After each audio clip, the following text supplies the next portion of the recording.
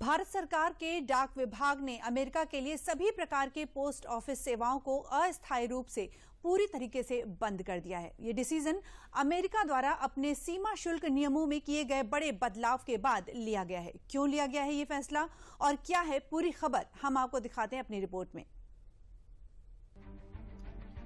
भारत सरकार के डाक विभाग ने अमेरिका के लिए सभी प्रकार की पोस्ट ऑफिस सेवाओं को अस्थायी रूप से पूरी तरह बंद कर दिया है। ये डिसीजन अमेरिका द्वारा अपने सीमा शुल्क नियमों में किए गए बड़े बदलाव के बाद लिया गया है। नए नियमों के अनुसार अब अमेरिका भेजे जाने वाले सभी अंतर्राष्ट्रीय डाक पर कस्टम ड्यूटी लागू होगी। अब भारत से अमेरिका कोई भी पत्र, दस्तावेज, गिफ्ट या पार्सल नहीं भेजा जा सकेगा। $100 तक के सामानों पर भी पूरी तरह से रोक लगा दी गई है, चाहे उनकी कीमत $100 से कम ही क्यों ना हो। इससे पहले डाक विभाग ने 25 अगस्त से इन कैटेगरी को छोड़कर सभी पार्सल पर रोक लगा दी थी। ये फैसला अमेरिका के 50% टैरिफ के बाद कस्टम विभाग के नए नियमों में अस्पष्टता के चलते किया गया है।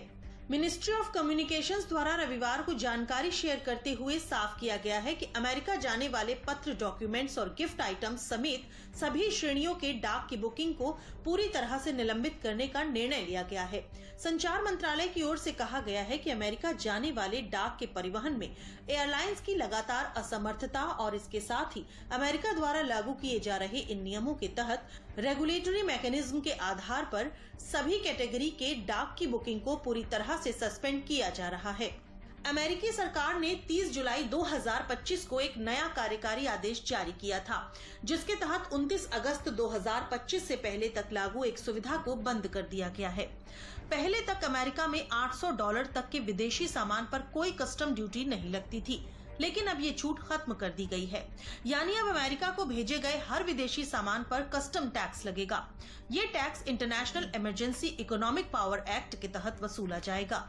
डाक विभाग का यह कदम अंतर्राष्ट्रीय डाक सेवाओं और व्यापार के लिहाज से बड़ा बदलाव है। अमेरिका के नए नियमों ने भारतीय व्यापार पर चिंता की स्थिति खड़ी कर दी है। आने वाले समय में अगर ये समस्या बनी रही तो इससे छोटे व्यापारियों, हस्तशिल्प कलाकारों और ग्राहकों को दोनों देशों में परेशानी झेलनी पड़ सकती है।